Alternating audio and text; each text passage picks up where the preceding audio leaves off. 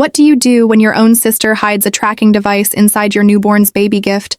And it isn't even the worst thing she did that month. I banned my sister from my delivery room at my own baby shower. Let me say something about that sentence before I explain it. The word sister is doing a lot of work in it. It carries an entire architecture, shared bedrooms and borrowed clothes, and the person who is supposed to be in the photos on the day you become a mother. The word sister is engineered by every story we have ever been told to make what I did sound cold. Like I was the one who broke something. Like I was the problem in the sentence. My name is Jess. I am 33 years old. And I did not arrive at that moment suddenly. I arrived at it through 14 months of a pattern that I had been calling enthusiastic and accidental and just how she is, until I ran out of words that made it sound like something other than what it actually was. That is the whole story. Everything else is just the evidence. My sister's name is Dana. She is 36. She is the kind of person who takes up space in a room not because she is large, but because she operates as though the room belongs to her and everyone else is a guest. She loves loudly. She announces things. She inserts herself into moments the way water finds gaps. Not because she is cruel, but because she has never once in her life understood that a moment could belong to someone else. I want to be precise about that before I go further. Because there is a version of this story where I am the villain, the hormonal pregnant woman who turned on her sister over a cake. I have heard that version. My mother tells it at family gatherings. I understand why it exists. Dana has always been very good at making her intrusions look like love. It started before the gender reveal. It started at Thanksgiving, when she announced my pregnancy to the entire table before I had finished telling my husband's family. She had found out 2 weeks earlier, and had been holding it the way people hold something they cannot wait to release. She did not wait. I spent that dinner watching people congratulate me with a smile that did not reach my eyes while my husband gripped my hand under the table. It just slipped out, she said. I was just so excited. 3 weeks later, she posted the ultrasound photo on Facebook. Not my photo, the one she had taken a picture of on her phone during a visit. Posted it with a caption about being an aunt before I had told my husband's parents it existed. I called her. She said, I thought you'd already told everyone. So when the gender reveal came, we sat her down. My husband and I. We said clearly and specifically, this is our moment. You do not announce anything. You do not post anything. You wait for us, she agreed. She looked us in the eyes and agreed. The cake was tall and white. The photographer was counting down. My husband was holding my hand.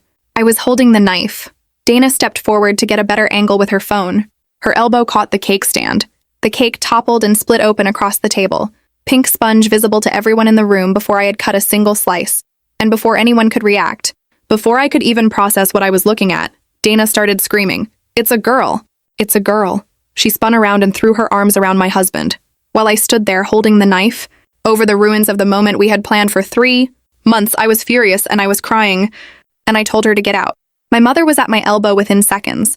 Your sister is just enthusiastic. I borrowed the microphone from the DJ and turned to Dana through tears. Apologize. Dana rolled her eyes. I already said sorry. Now you're making things awkward. Look at how uncomfortable everyone looks. I told her we only got one gender reveal. That we would never get that moment back. She held her hand up to my face and cut me off. Fine. I'm sorry. It was an accident. I'm just excited about my first niece while you're being a huge party pooper. My mother appeared again with a tight smile and said Dana had practically raised me when she was working doubles and I should honestly be grateful. I walked away.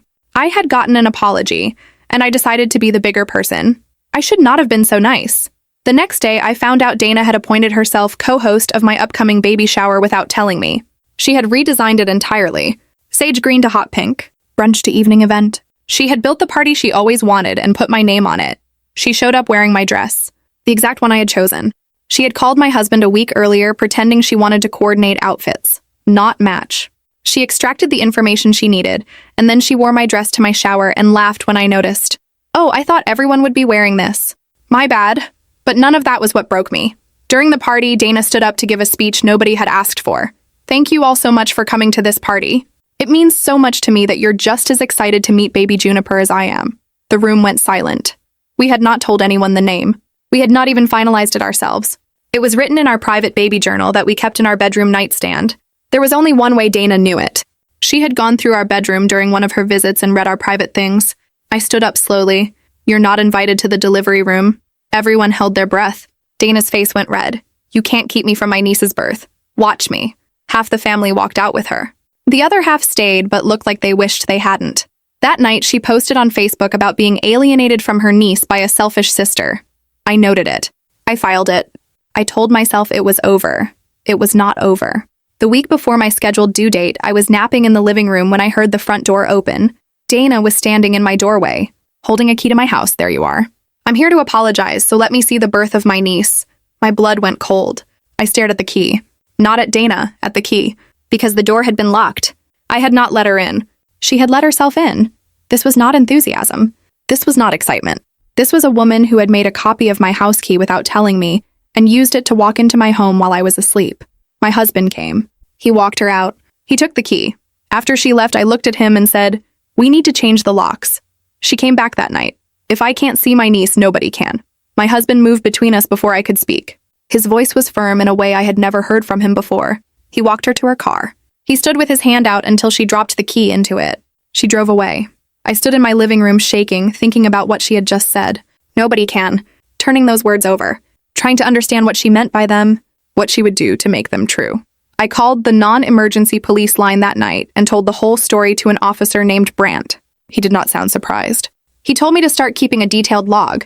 Dates, times, exact words, witnesses. He said if the behavior continued, I might want to consider a temporary restraining order. He gave me his direct number. I wrote it down with my hand still shaking. My husband found through our smart home app that Dana also had access to our garage door opener. He removed it. He changed the keypad code.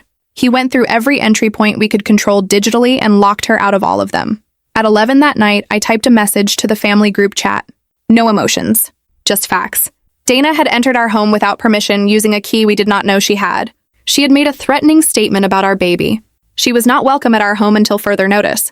I put my phone face down and did not look at the responses. I could not sleep. Every sound the house made, every car outside, every branch against the window, I heard as Dana coming back. My husband did rounds through every room, checking every lock.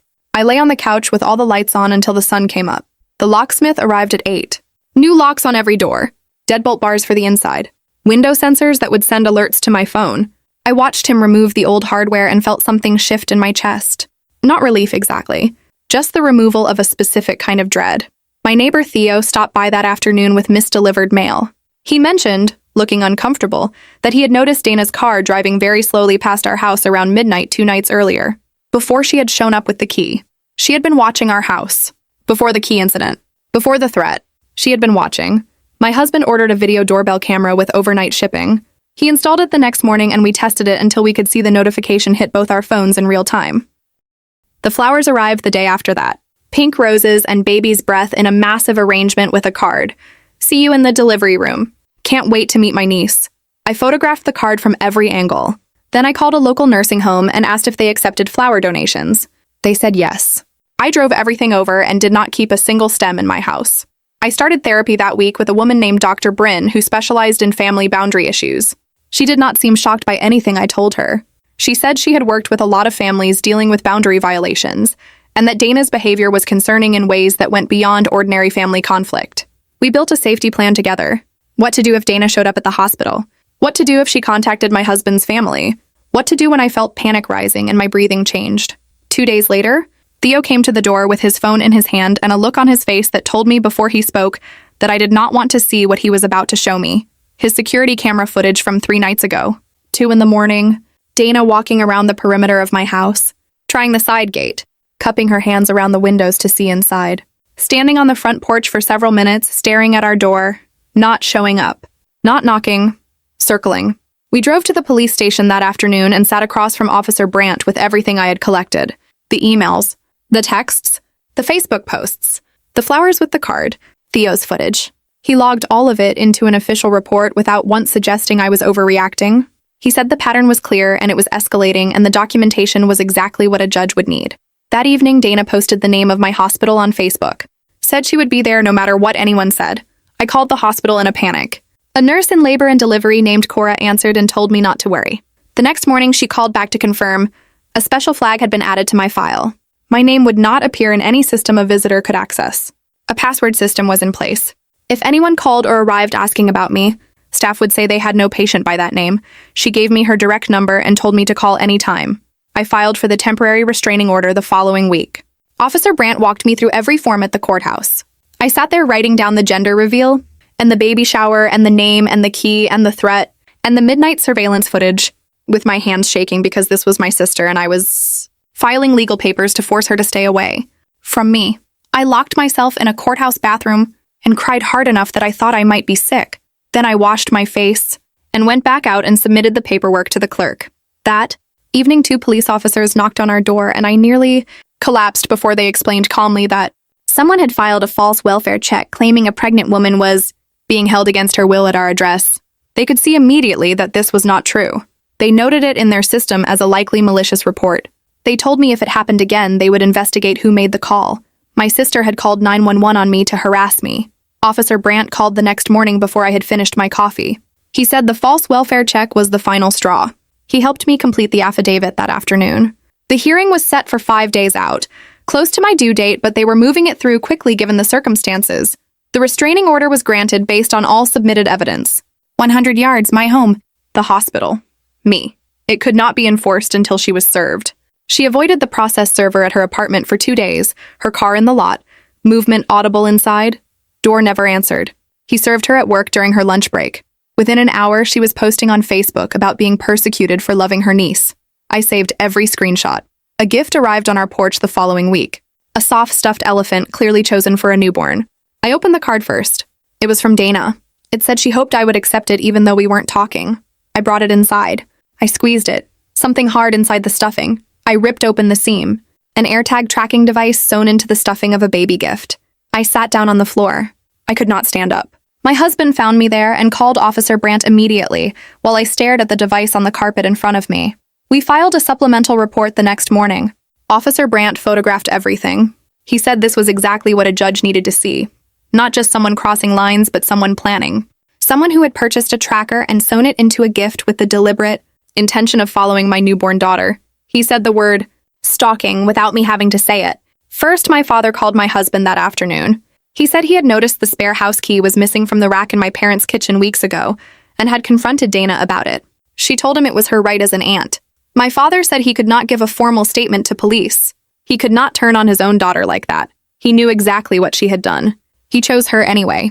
I cried that evening not for Dana, but for my father.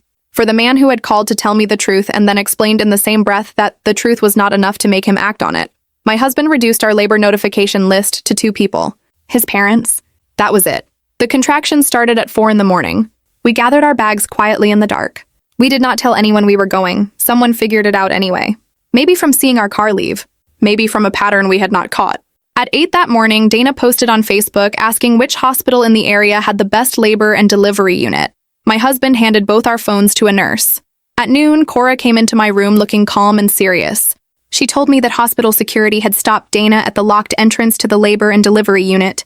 Dana had no code word. Security had escorted her out of the building. Officer Brandt had arrived and issued her a formal written warning. Any further violations would result in arrest. She had actually come. She had actually tried to get through those doors, and they had held. That evening at 7, I delivered my daughter. The room was quiet except for equipment beeping and my husband's voice telling me I was doing great. When they placed her on my chest, I started crying, but not from pain or fear. I cried because we had made it here safely. Because every lock changed and every form filed and every screenshot saved had protected this exact moment from being invaded. My husband was crying too. We sat there for a long time not saying anything, because words felt too small. The restraining order hearing happened 2 weeks later by video call from our living room. My husband held the baby while I sat on the couch with my laptop. The judge extended the order for a full year and added a requirement that Dana attend documented counseling with proof of attendance submitted to the court. I am not telling this story because it resolved. It has not resolved. My sister is in court-mandated therapy. My father sends brief texts and leaves food on the porch and does not ask to come inside. My mother is still telling the version where I overreacted. There are months of planning and documenting and not sleeping behind me that I cannot undo. What I can tell you is this. I held that line not to punish her, to protect my daughter. And before I could protect my daughter, I had to stop calling what Dana did enthusiasm. I had to be willing to look at the full pattern written out in a notebook at my kitchen table and name it for what it was instead of for what I wished it was. Some things cannot be excused because the person doing them loves you. Some things look like family loyalty from the outside and are, from the inside, a very precise kind of harm. The kind that says, your moments exist for me to be present in. Your boundaries are obstacles I get to decide whether to respect. Your baby is mine to access because I want her. She hid a tracking device in a stuffed elephant. She called 911 and reported me as a prisoner. In my own home, she stood at the locked doors of my hospital and tried to get through. The doors held. My daughter is asleep in the nursery my husband and I built. The locks are changed. The circle is smaller now, but it is filled with people who rang the doorbell instead of letting themselves in. That is the whole story. That is exactly as complicated and exactly as simple as it is.